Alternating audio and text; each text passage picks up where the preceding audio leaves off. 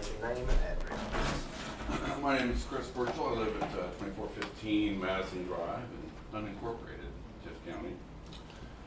First of all, I want to thank this body for bravely taking on the unenviable task of deciding how to tax us in order to pay for public buildings. Right now, you're looking for a way to pay for a new county courthouse annex. The traditional method for funding public buildings is property tax. But the innovative method you will be considering next week is a sales tax, specifically a new 6-year round of a 1% sales tax called SPLOST. As you know, I've been compiling relevant facts about SPLOST 7 on my website, tiftcountysalestaxpayers.com. But before I learned anything, statistical facts about SPLOST 7, its political power was already very clear. City leaders and county leaders, Democrats and Republicans had found peace and unity at long last around the oasis of SPLOST 7. This power was coming from a kind of incantation on everyone's lips. 50% comes from visitors. Outsiders pay half the tax. A sales tax that cashes in on I-75. Everyone wants to make someone else pay their taxes. Everyone agreed that SPLOST 7 would do just that. But what are the facts behind this mantra? I asked city and county officials, how much of our Tift County sales tax is paid by outsiders? And how do we know that? No one responded. I found an article in Georgia Trend magazine that could be a source of the visitors pay half mantra. It says Tifton has, quote, a retail pull factor, a measure of sales to buyers living outside the county, of 1.53, end quote. Later in the article, the Tift County Commission chairman describes the opportunity he sees in that number, saying, quote, we've got people from Michigan and Illinois coming through here and buying at our stores. Why not cash in on it? End quote. But does a pull factor of 1.53 mean outsiders are paying 53% of our sales tax? Dr. Wes Clark, Senior Public Service Associate at UGA's Carl Vinson Institute of Government, describes pull factor and its relationship to non-resident spending in his 2022 sales tax pull factor analysis of Glenn County, presented to the Brunswick Golden Isles Chamber of Commerce. Dr. Clark found Glenn County's pull factor to be 1.58, based on the fact that, quote, Glenn County local governments received 58% more sales tax revenue in 2021 than the county's proportion of the state population would suggest, end quote. In other words, for every $100 of spending by locals, there is another $58 coming from visitors. Dr. Clark then finishes the calculations for us. Quote, this pull factor of 1.58 would suggest that about 36.7% of Glenn County's sales tax revenue is derived from non-resident spending, end quote. If we do the same calculation using the Tift County pull factor from the Georgia Trend article, 1.53, it would suggest 34.6% of our sales tax revenue is derived from non-resident spending. Not 50%, but not bad. Consider, however, that the chairman quoted in that article is not Chairman McBrayer, but rather Chairman Grady Thompson.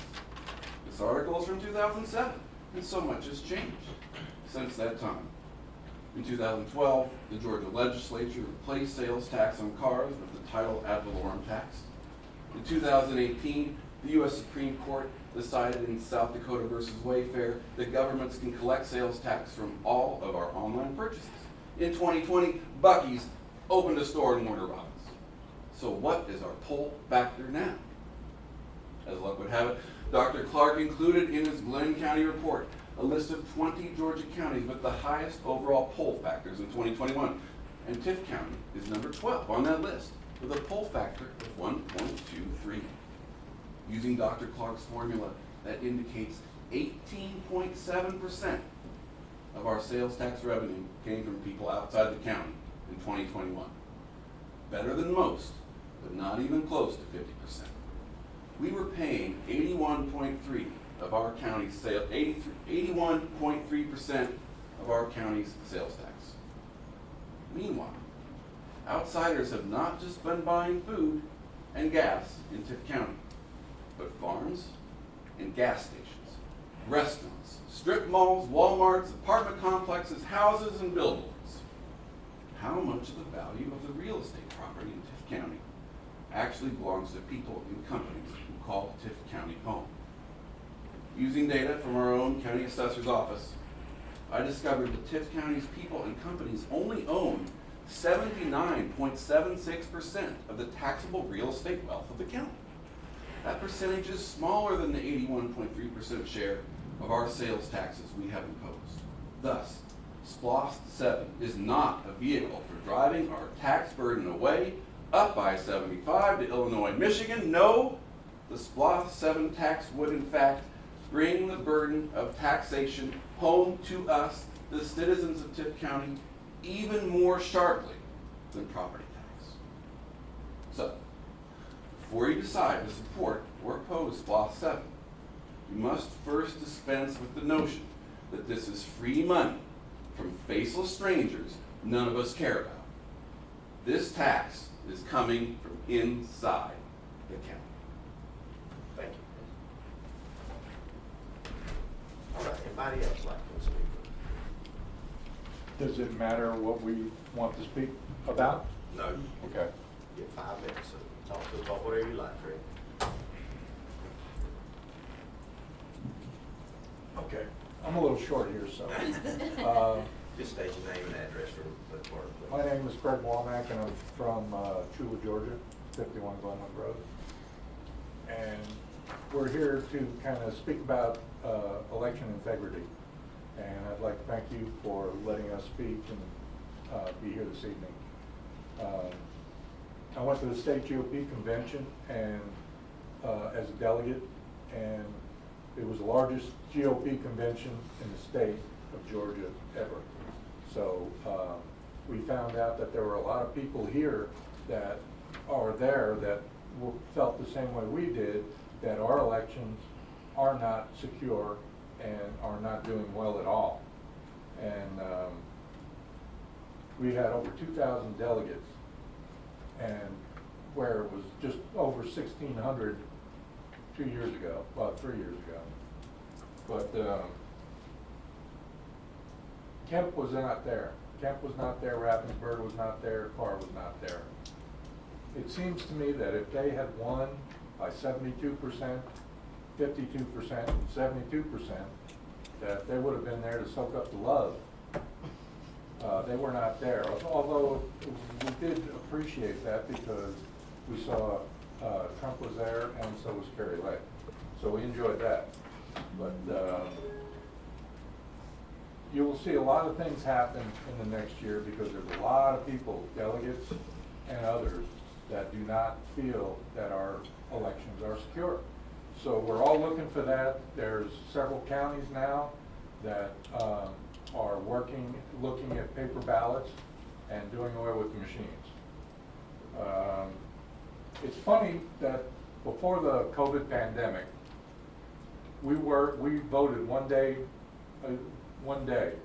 That's all that we used for vote. It would be nice if we could go back to that. There's no more pandemic. So why do we need 3-4 weeks to vote? Makes no sense.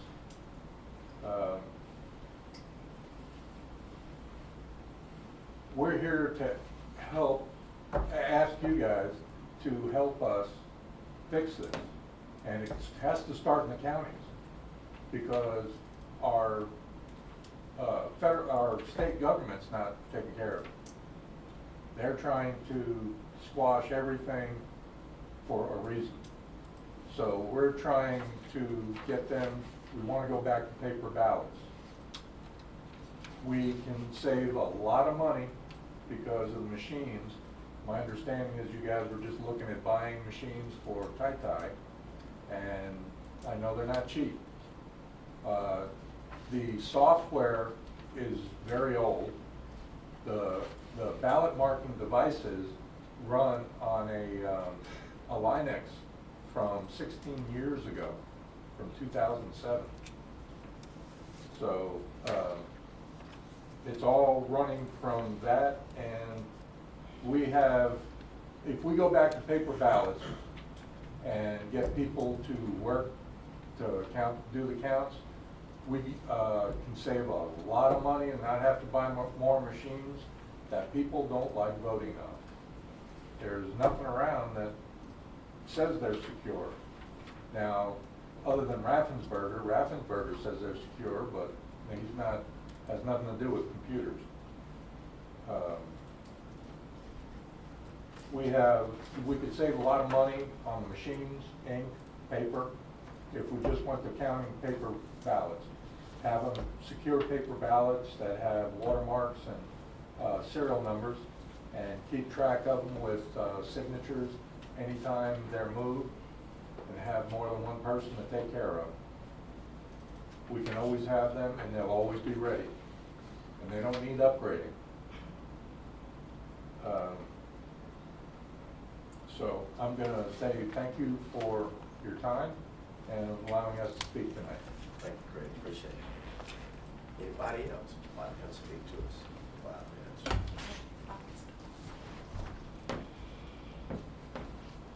My name is Ann James, 429 Walker Road, Church Road. Okay, so many of us, never expected to be involved in the political processes of our county, state, or otherwise. Yet here we are. And my hat's off to you guys for stepping up and doing that. And so we come to you and we ask to help us, because we have done a lot of study. We've heard lots of reports in various places. This is not a party issue. This is Democrat, Republican, Independent, whatever, is affected by this. And every time I talk to anybody, about voting and the elections and maybe the next election, this or what, and they're just like, oh, I'm not going to vote. There's no need for me to vote because we can't trust them anyway. And for years we heard, doesn't matter what we do, Atlanta's going to decide, and that's simply not true. We have over, I think it's 125, 80,000 and under counties. And if all of our counties could turn out our vote and make sure they're done correctly and counted correctly, we can make a big difference in the state. And ultimately, obviously, as we've seen in the last several elections, our state makes a big difference in the nation. So here we are, and we're thinking, that everything's just going to be done according to the laws of our land, to the rules, and we were kind of asleep at the wheel, I guess you'd say. But everything's based on our elections in our country at every level. And so we have to make sure that those elections are secure. And there's so much information out there showing that these machines are so easily manipulated. I'll tell you, backtrack a second. One of the things that got my attention, because I thought, oh, Tift County, we're not that big. I'm sure we get it right. And we probably do get it right. But then I saw a report, and it was an analysis done by a former Army analytics. He's a captain, Seth Ketchel was his name, if you've heard him or not. And he just, compared a lot of information over past elections, past years, whatever. And I saw that Tift County in Georgia was right in the middle as far as the potential for fraud, for fraudulent activity in our election. And I'm like, whoa, what, how can that even happen? I'm not accusing anyone on the Board of Elections or in any person here, but those machines are they're hooked to the internet, they require Wi-Fi, and they're so easily hacked. It's really ridiculous that we're putting everything that our country runs on into those machines that can be manipulated by people with nefarious intent, people that just, think it might be a fun game. A lot of people do that. They want to just see how smart they are and see what they can get into. And so just 74 counties, here's another problem. 74 counties in Georgia cannot produce ballot images of the last election due to the ballot images having been destroyed. That includes Tift County. When we requested ballot images, we were told they were inadvertently deleted. And that is against the law. That can't happen. But it's because the machine, if we have the paper ballots, They don't get deleted, you know, they may get stored somewhere and get dust on them, but they're there. That's in those 74 counties, that equals 1.7 million votes that cannot be verified and certified. Raffensperger told the Today Show the day after the last election, a turnout of 4.7 million voters in Georgia. But then, when the election was certified, there was 4.98 million votes, which is almost 300,000 more votes that were found. And that is a concern. Of course, the Secretary of State only accumulates the counts from the counties. So things were happening in the counties. And we can only clean around our own front door. And so we're just really wanting the help so that we can know that here in Tift County, our votes count. They are counted correctly. They are sent to the Secretary of State office correctly. And that way we know, when we talk to people, we can say, yes, your vote, if you're in Tift County, your vote is going to count. And there are other counties that are doing this. Other counties have already voted to go, you know, to paper ballots and so forth. And so that's what we're asking for. The current QR coded voting system, y'all all looked at your ballots when you vote, you see the little QR thing that the machine reads. That is not verifiable by the voter. You can't read what that QR, you don't know what that machine reads from that QR code. And U.S. District Court, I believe it was Judge Totenberg is her name, and she declared that that ballot is actually illegal according to our laws because it is not readable by the voter. There's also over 30 technology experts that have deemed our system to be unsecured. And they even went so far as to say that the wrong winners were awarded in the 2022 primary. So we need to protect the voters with a reliable system for the next election. It's a big election coming up in 2024. And we need to protect the voters and the votes of the people of Tift County. So we ask that you guys consider that and help us with that. And I do appreciate your time. Thank you, Ann. All right, anyone else?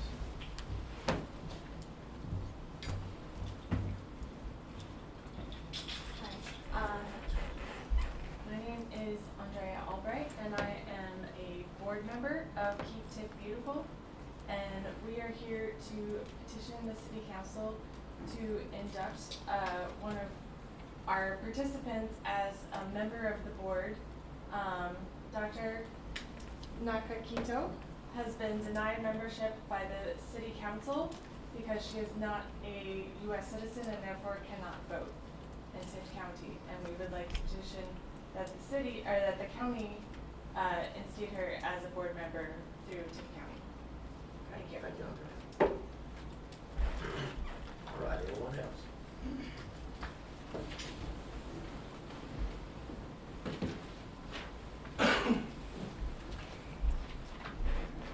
My name is Reese Hall, 814 East 44th Street, here in Tifton. I'm here to address or to bring the attention continually on the voter system here in Tift County. Appreciate each one of you guys on the board. Appreciate the commission. Appreciate what you do. I'm not here to accuse you guys by any means, but to bring attention to this issue right on. So I'm here to voice my concerns about keeping our elections fair and trustworthy here in Tift County. I'm always happy to vote, and I've always trusted whoever was behind the curtain counting the vote, and I trusted them as they counted that vote.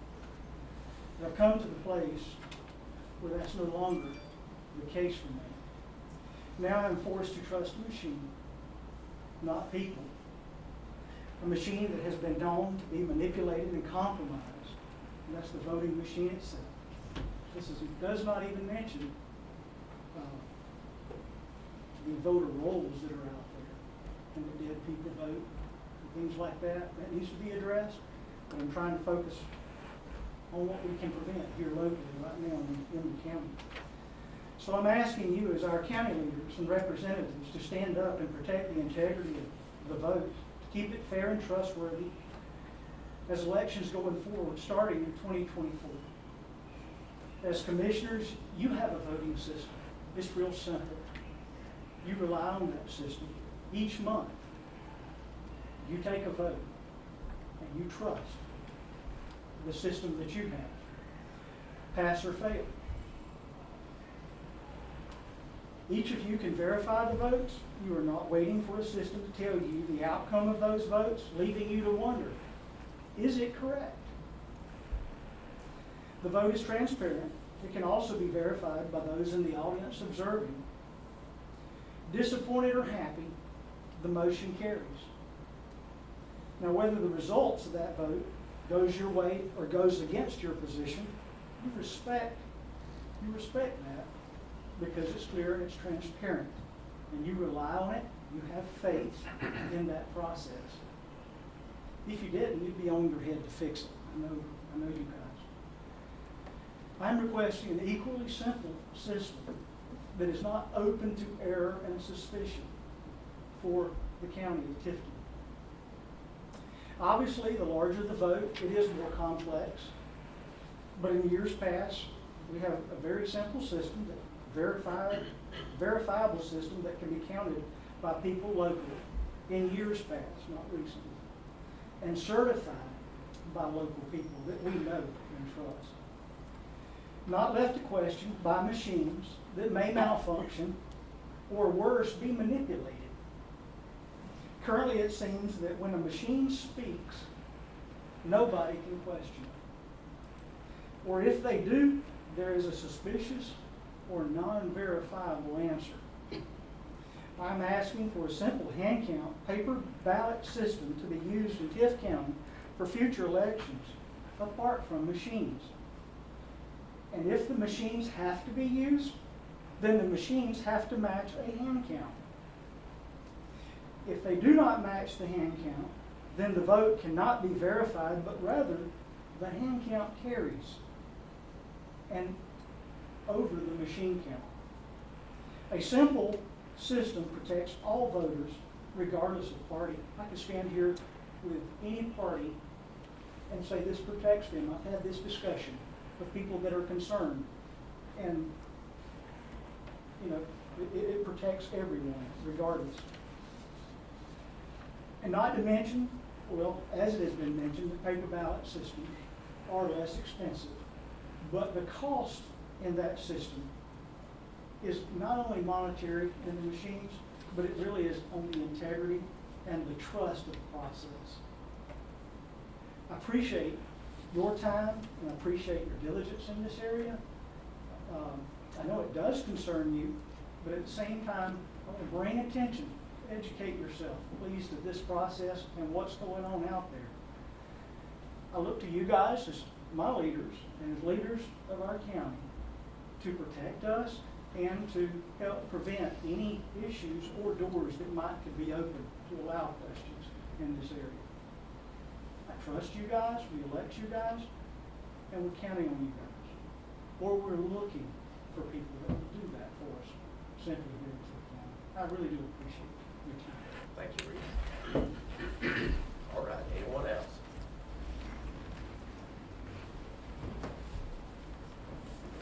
All right.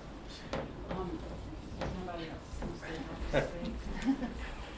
I just want to echo what the other folks have already said. I spoke to State you all. your name and My address. name is Marjorie Womack. I'm from Chula, 51 Glenwood Road. Thank you, Mark. So I met with you all last month and introduced myself and asked that you all take the time to watch a video that I sent to each one of you individually. I have not received a response from anybody. I hope that doesn't mean that you don't care. I'd like to believe that you do care, or you wouldn't be serving in the positions that you are. I don't know if you just need more time. If maybe you have watched it and just didn't respond to me. Marion responded. She thanked me for sending it. At least I got that. But I would like for you guys to ask me questions if you have any questions about the information. Just what Reese said, it's a nonpartisan issue. Everybody in Tift County deserves to have well-informed leaders. And we are at your mercy in a lot of ways. You're our chosen leaders, and we expect responsiveness, we expect you to be well informed, and we expect you to do the right thing. And I don't really know how to approach you any other way other than here or sending you an email and hoping somebody responds back. I don't want to, call you at an inconvenient time or something like that. I thought that was the most respectful way to address the situation. But I would like some feedback from some of you all. I would like for y'all to watch that video, because I think it's really, really, really important that y'all know some of the vulnerabilities of this system.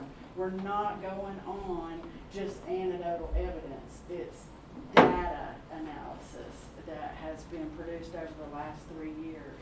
And so that's the information that I shared with you. And I hope that you'll take the time, again, I just encourage you to take the time to watch that video and see for yourself the type of data that they're coming up with, and the reason why so many people across the state, like Craig mentioned at the convention, all those people turning out, and some amazing things happen. The vote, the current Republican executive committee was completely voted out, and a whole new slate was completely voted in. And that was because the people that were there were concerned about the vulnerabilities of the voting systems that we've been using. So there is anecdotal evidence too from local areas. I don't know of anybody in Tifton, because I don't spend a lot of time in Tifton. Nobody's told me that their vote didn't count. I definitely know that it happened in Doherty County. Multiple people where I work in Doherty County have shared with me the things that happened to them. So I am concerned about the voter rolls too. For instance, just give you one example, and this was my nephew. He goes for his first time to vote. He's 18 years old. He drove all the way back from Georgia Southern to Albany to cast his first vote. He gets down there and he gives them his driver's license, and they tell him that he is coming up in this driver's license scan. I don't know how that system works, but he's coming up as somebody like with a female name, same last name as his, but a female first name, and saying that he lives in Bibb County. So he gets turned away. He doesn't even get told that there's a system called provisional ballots. I've never even heard of a provisional ballot until this happened to him in 2023. I didn't even know there were provisional ballots. But they tell him that they're, actually they turned him away, but when he gets home, his mom said, well, how was it voting for the first time? And he goes, well, Mom, I didn't get to vote. She goes, oh no, we're going back up there. And so they get back up there, and that's when they find out about the provisional opportunity to vote. But then there was a failure there as well, that they didn't tell him how to cure that ballot, because they didn't tell him he had to go to the election board office and take his ID up there, or what kind of information he needed to take up there. They just left that information totally off. So about 4 or 5 days later, when we were talking to a friend of ours who's an attorney, he's the one who informed us, well, you had 3 days to go up there, but they were posting election results the next morning. So I don't know. I knew of at least 4 other people that told me similar stories in Doherty County about provisional ballots. And then one guy lived at the same address for 23 years, and they said, oh, you don't live there. No, I voted here, and I lived there for 23 years, and he didn't get to vote. He got a provisional ballot. So those kinds of things that are happening close by around us, the people that we know, we don't want that to be happening in Tift County, because it's a lot more costly to fend off lawsuits and spend time on audits and all that kind of stuff. So therefore, again, I am also for paper ballots. Anything I can do to help y'all pursue information about that, I'm happy to do it. Thanks, Ken. Thank you, Mark. All right, anyone else?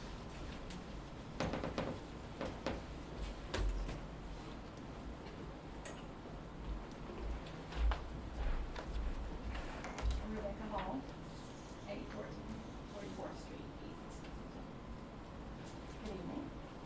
I also echo the concerns of the others about the urgency of protecting the election integrity in the county. We're going to get tired of that. Fair elections are the foundation of our democracy. This means that since we have the freedom to exercise our right to vote, that by inference, it is good and reasonable to expect that our votes to count correctly every time we choose to go to the polls. Moving forward for election years, starting in 2024, I also am compelled to think that old-fashioned, hand-counted ballots simply yields proven results is the way to go in order to verify the votes.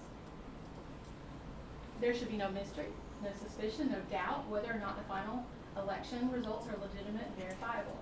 Be it Republican win, Democratic win, whatever it is, fair is fair no matter who wins as long as it's a fair election.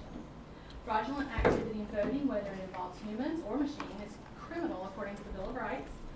Hand-counted ballots helps avoid the suspicions and restores transparency in the election process. On the continuum of good, better, and best, I think it would be best to do away with the voting machines.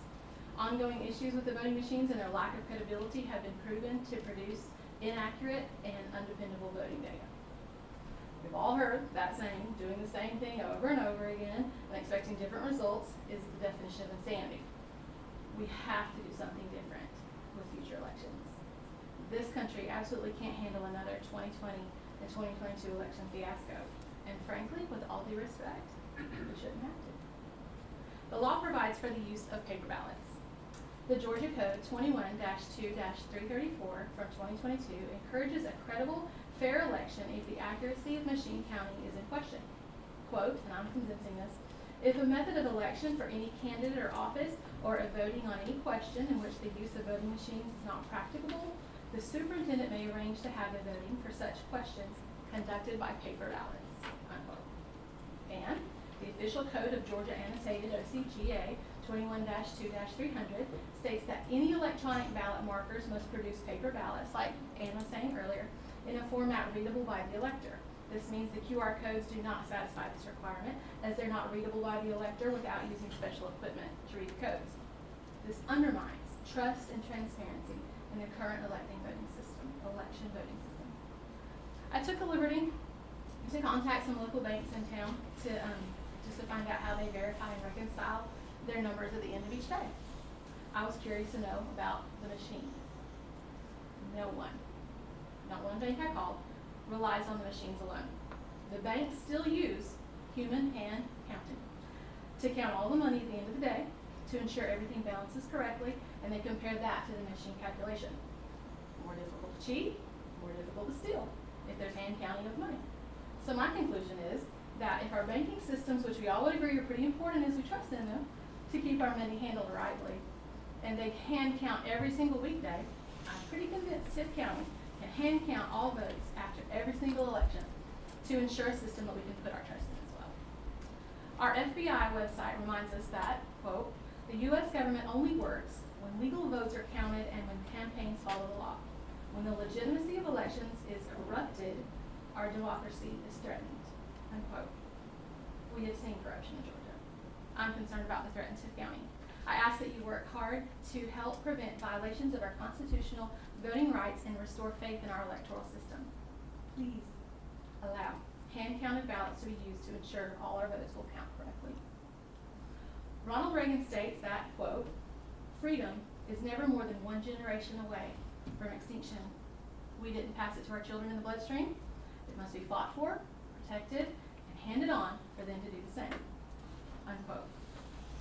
This is me fighting for fair elections to be protected in our democracy in the United States, for Tift County, for us, and for our children and grandchildren. There's a reason we do what we do. We have much at stake now as well as in the future if we do not get an integritous election process back in order. Thank you so much for your time. Thank you, Rebecca. All right, anyone else?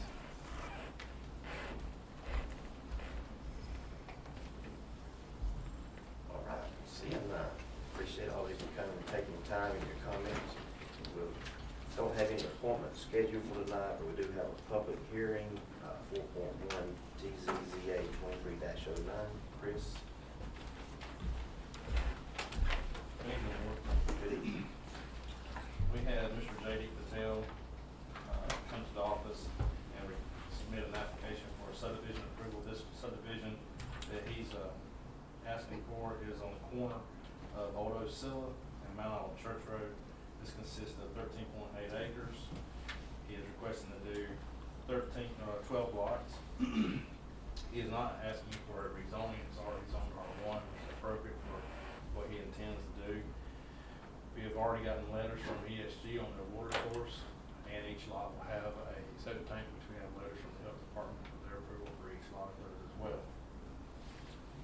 It would have to meet all requirements of our UDC as far as setbacks, road frontages, in which his plat that he's provided does meet all those requirements.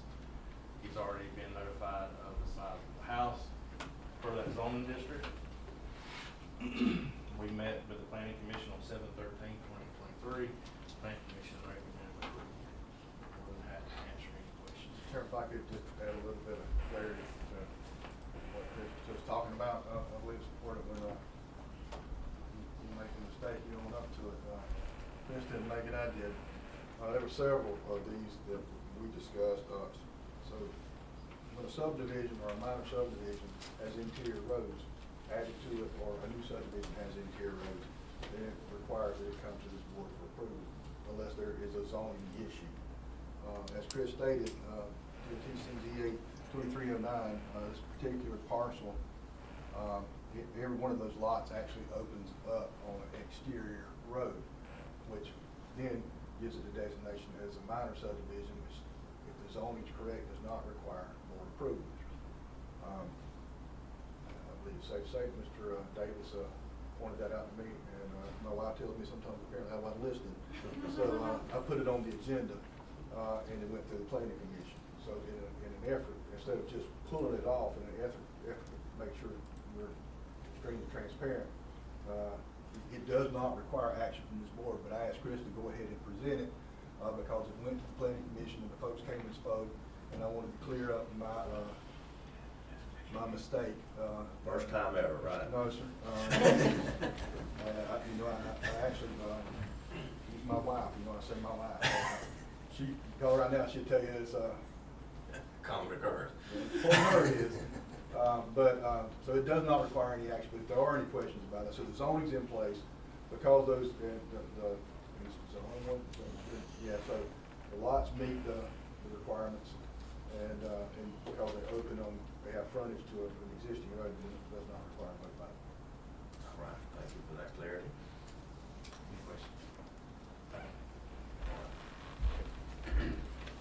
All right, we'll move on to the items to be discussed for our regular session, which will be next Monday night, August 14th at 6 o'clock.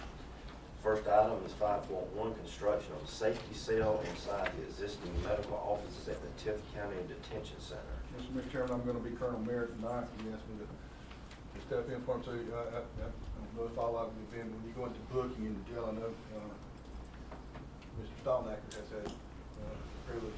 There's a law enforcement officer. Some of you Thanks for that clarity too.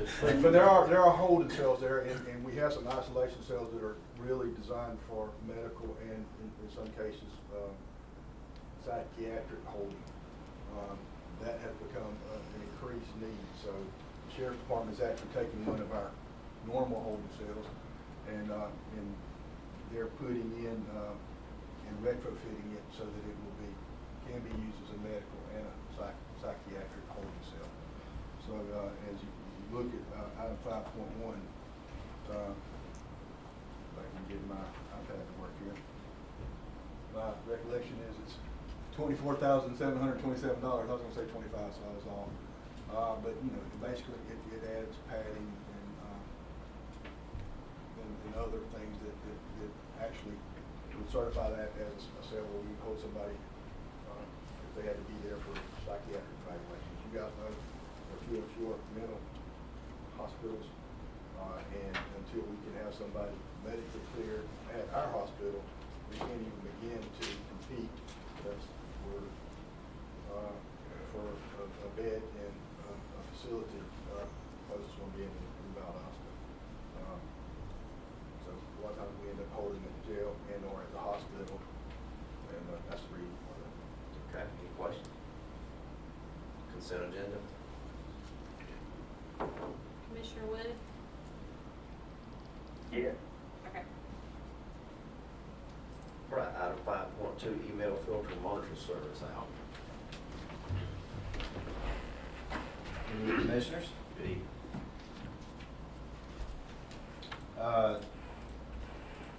Tift County uses, we rely heavily on our email system. both internal and external email. Internet email is the number one avenue that companies, governments, corporations get hacked. Just ran a report in July. Current email filtering system blocked 18 viruses and 513 emails that had malicious hyperlinks. That's just 1 month. Yeah. Currently, we are using a trial license from Sophos.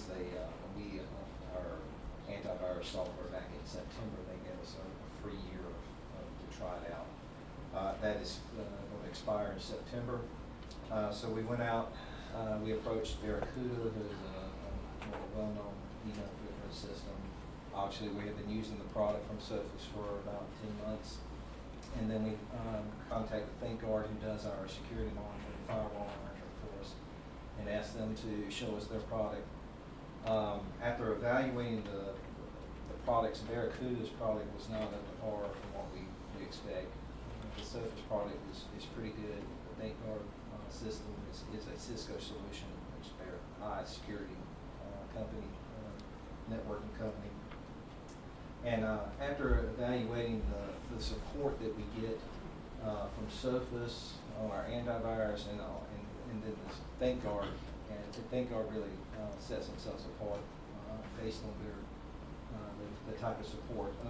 Our support right now through Sophos is mostly email. I can call an individual from ThinkGuard and get him on the phone if we have a problem, and I think that's vitally important when we're talking about security. So we're recommending that you guys approve the price for the 1-year term with them. Email filtering to replace what we have now. Also includes 24-hour monitoring by ThinkGuard as well. And the total cost for a year is $11,044.99. How'd you get to that total? The bid says 8104. Yeah, there's a secondary quote for the monitoring service. Okay. Just added those two I didn't figures. scroll down far enough. Sorry. Okay. Any questions? Was there any discounts or anything offered for multiple years or anything like that? In this situation, decided to go with 1 year, and if we don't like it, we can walk away with it. If it comes to where we really like the product, then we'll certainly Maybe pursue explore more that than next year. contract. Yes. Okay. Any other questions? Consent agenda? Commissioner Wood? Yes. Thank you. All right, 5.3, 5.4, 5.5, 5.6, Mr. Joey Fowler. Good evening, Commissioner. First, go ahead, I'll just let you describe each one, go ahead. So the first item is for the fire department to replace 3 thermal imaging cameras.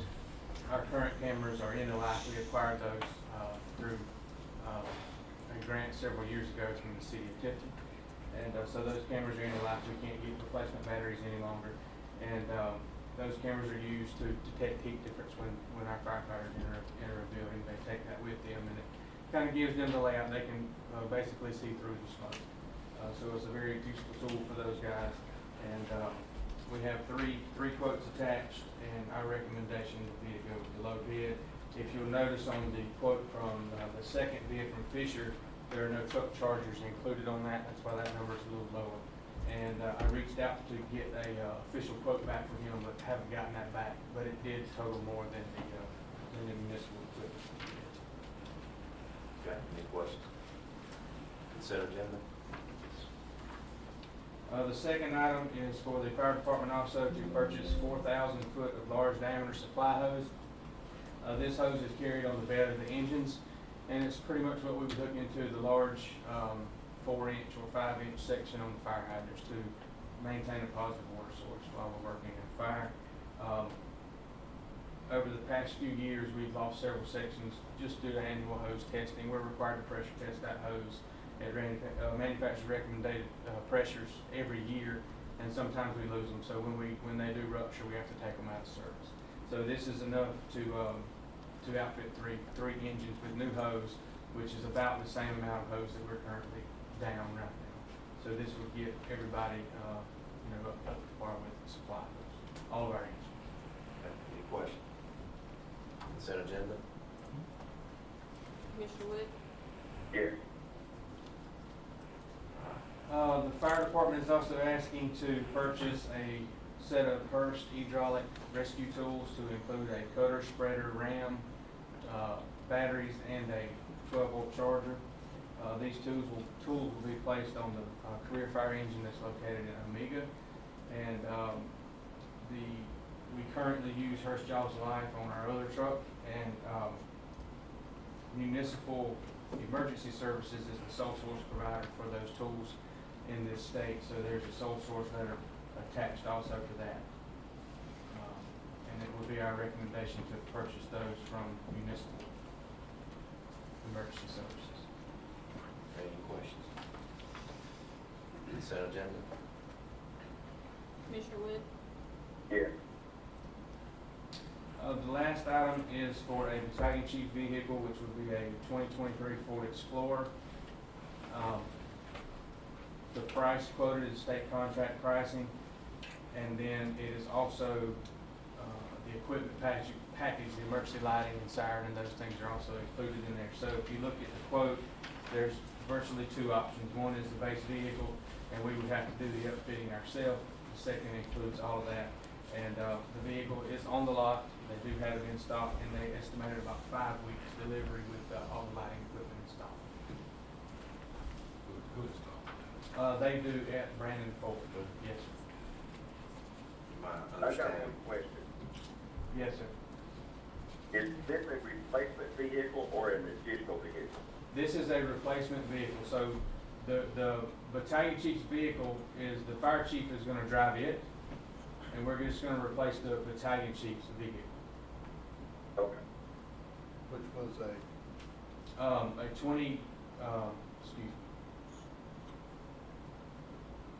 2015. I think that's right. I'll have to go back and get the exact numbers. 2013 or 15. I can't remember the exact. That was gonna be my question, so. I'll have to get it to you. I'm sorry. Kind of scary, I'm thinking like Commissioner Wood.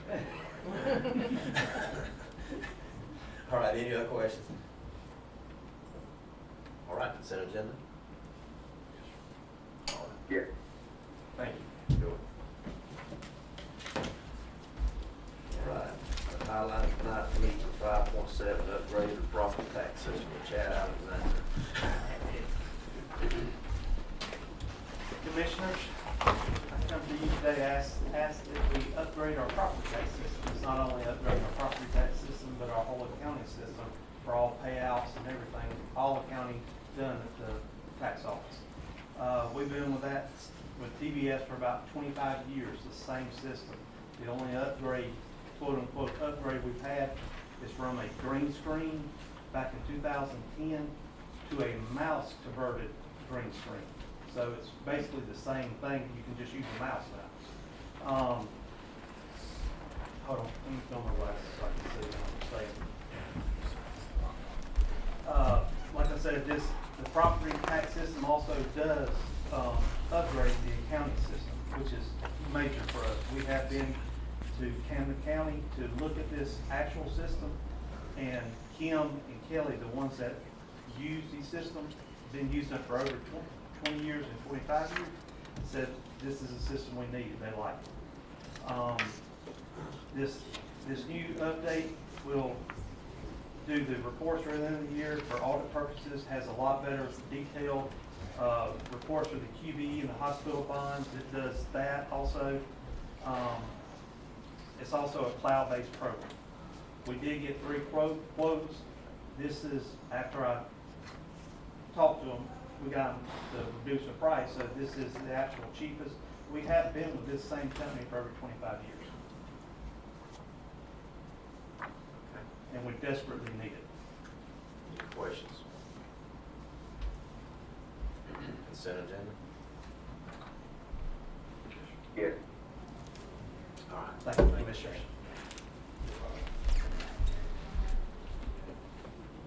All right, 5.8, personal property public audit contract with Trailer Business Services. Hey, Good evening, Commissioners. good evening. This is a contract that we usually renew every year.